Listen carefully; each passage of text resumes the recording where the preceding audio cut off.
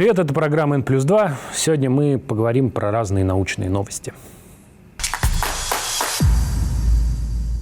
Тесла с включенным автопилотом въехала в грузовик. Это вторая авария такого же рода, абсолютно похожая была в прошлый раз. Тесла требует, чтобы во время включенного автопилота человек держал руки на руле. Вот. И люди обычно так не делают, и Теслы попадают в аварию.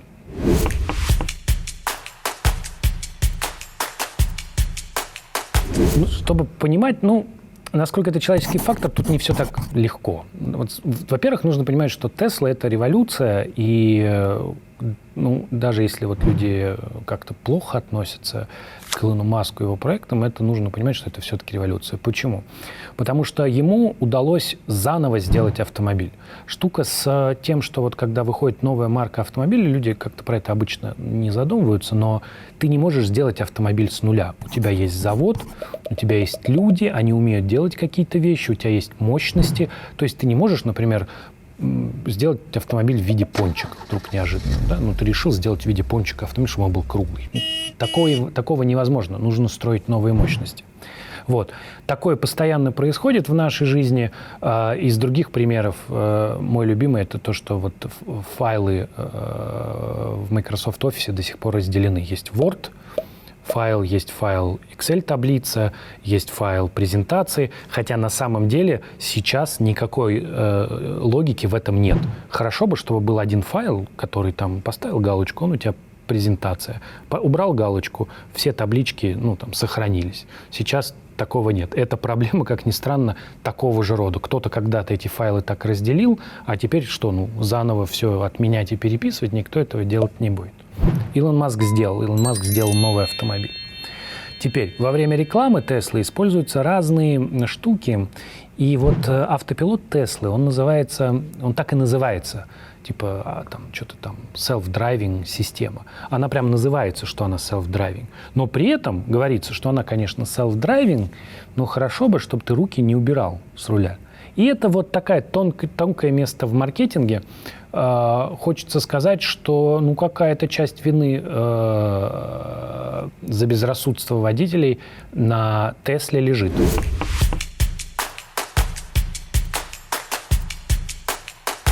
Слушай, я ездил, это очень круто, и я говорю, это в машине у тебя есть впечатление, что ты в другой машине, вроде как будто есть сиденье, да, вроде все то же самое есть. Нельзя сказать, что там прям сумасшедший уровень лакшери, да, там нет какого-то чего-то такого, чем обычно поражают в автомобилях, какой-то отделки сверхъестественной. Но есть ощущение, что ты находишься в месте, которое, оно по-другому придумано. Это как бы уже следующий этап развития. Вот. И, конечно, техническое оснащение. Кстати, еще одна важная вещь про Теслу и про аварии. Дело все в том, что Тесла использует для автопилота камеры. А существуют системы, которые гораздо более эффективны в работе. Они называются лидары. И это такие, условно, радары, которые позволяют создавать трехмерную картинку окружения. Штука в том, что лидары сильно дороже. И Тесла использует распознавание камер. И поэтому в некоторых случаях автопилот может не узнавать то, что он видит. То есть в обоих случаях он врезался в грузовик, который был белого цвета, то есть он как бы смывался с фоном, и невозможно было сложно было его заметить. Поэтому история про держать руки на руле — это просто необходимая предосторожность.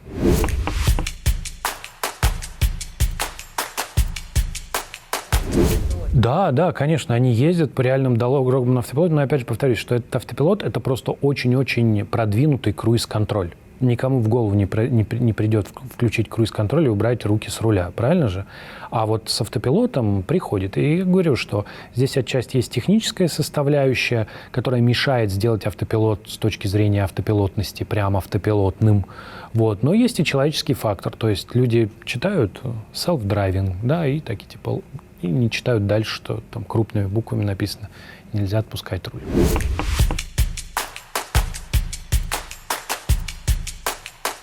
Конечно, он должен держать руль ровно за этим.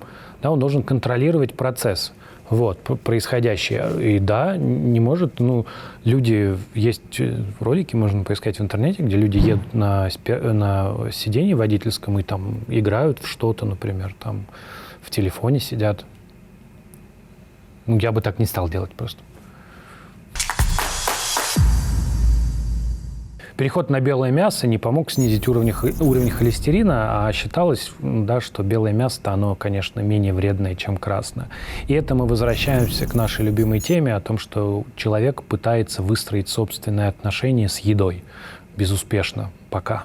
Последние много лет. Вот. История про белое мясо – это история, которая когда-то появилась, сейчас очень сложно сказать, что за этим стояло, но оказалась мифом. Из этой новости можно сделать важный вывод, что многие вещи, которые мы как-то привыкли воспринимать как здоровое питание, не всегда таковыми являются.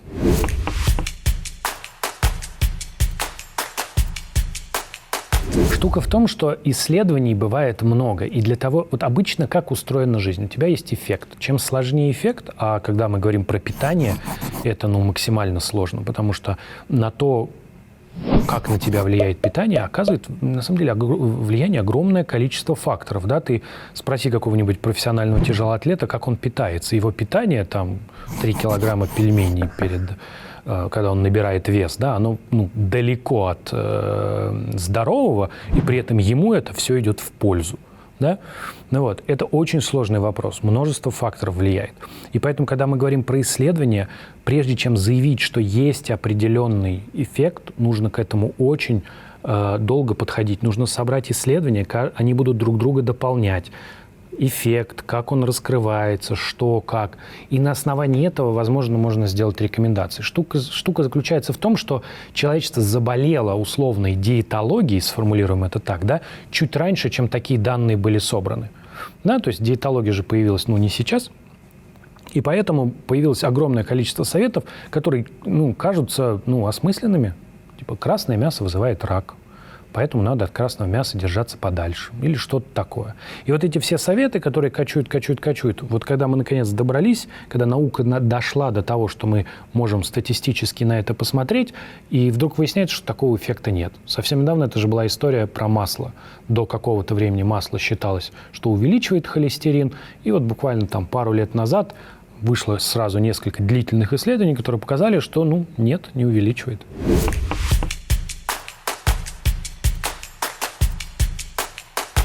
Какие-то есть. Нужно понимать, что не все эти советы не настоящие, но я бы советовал людям самим посмотреть, потому что я, во-первых, не помню, а во-вторых, не решусь давать такие советы.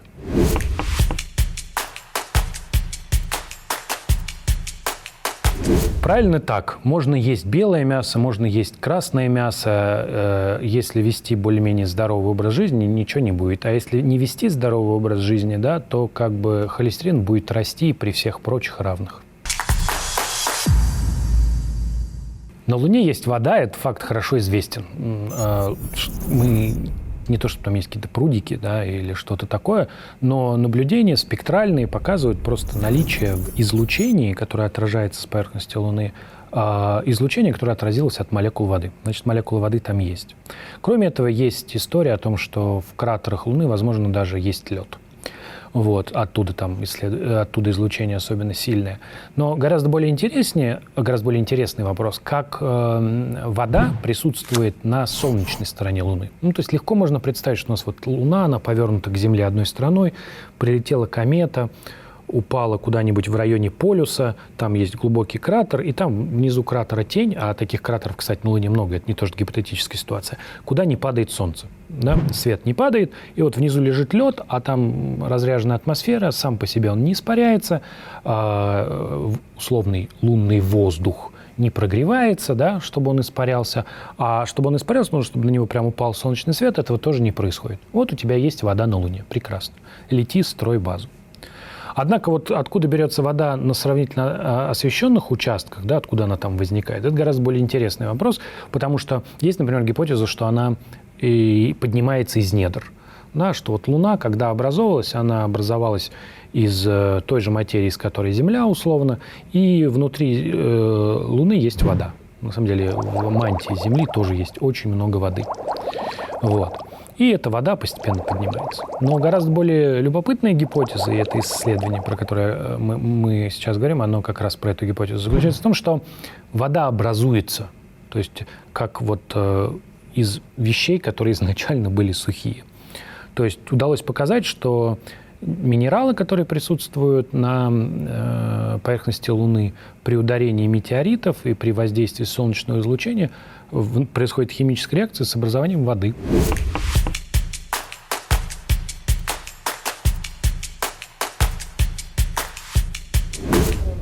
Конечно, с образованием молекул воды. Ну, это тоже прикольно, согласись, что у тебя было все сухое, метеорит сухой, камень сухой, стукнулись, раз, молекулы воды образовались. По-моему, это очень забавная история.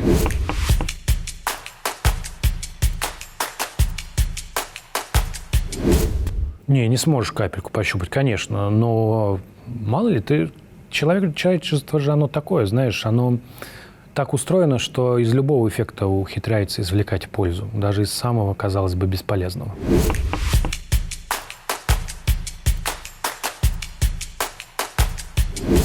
На Марсе отлично с водой, на Марсе много воды, это хорошо известный факт, и единственный ее недостаток, что она вот очень соленая.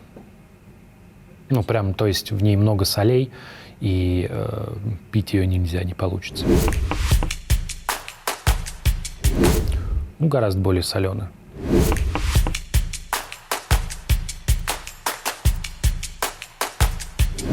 Залить водой без купола не получится, там гравитация не такая и нет атмосферы. Но и главная сейчас проблема на самом деле, зачем лететь на Луну? Да? То есть когда-то, когда космическая гонка была и когда вся фантастика писалась, такой вопрос не стоял, типа, нам нужно на Луну. Ну, то есть человек прилетел на Луну, следующий этап — создать базу. А потом возникает вопрос, а вот зачем? Ну, что там можно делать? Ну и как бы так как ответ на этот вопрос не нашлось, никаких лунных баз в 70-е, 80-е годы так и не появилось. Да? Вот. Но теперь, когда мы живем в эпоху, точнее, эта эпоха только начинается, частной космонавтики, то ответ пришел сам собой. На Луну надо летать в отпуск, и как бы представить, что ты полетел на Луну, это потрясающий аттракцион. И там можно провести время, а еще, наверное, учитывая, что вот многие люди любят там, например, випассану, это вот медитирование, когда нельзя ничего говорить. Да, мне кажется, что если ты сделаешь вот специальный курорт для випассаны где-то на обратной стороне Луны, да, то это будет крайне популярное место для богатых людей. Так что да, конечно, база на Луне будет рано или поздно.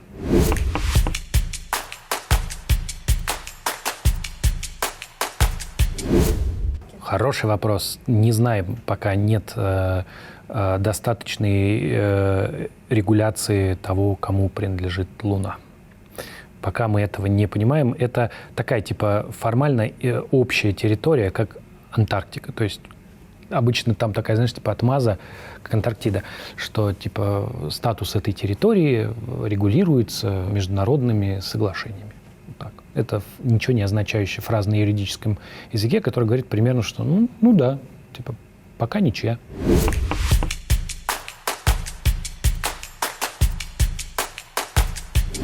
Конечно, лунный ландшафт, он очень однообразный. Так, это же любимое развлечение любителей астрономов, и, ну, там, у них, правда, обычно нет таких, вот астрономов, он заключается в том, что когда американцы были на Луне, оставили там рефлекторы. Ну, это просто такая штука, которая отражает свет. Вот. Если ты знаешь, где рефлектор находится, ты можешь туда пульнуть лазерный луч, и он тебе вернется. Вот. И это вот любимое развлечение — проверить, как там рефлекторы. И отклик со временем становится хуже, потому что они покрываются пылью, но вот зная, где ты можешь даже найти это место с помощью лазера.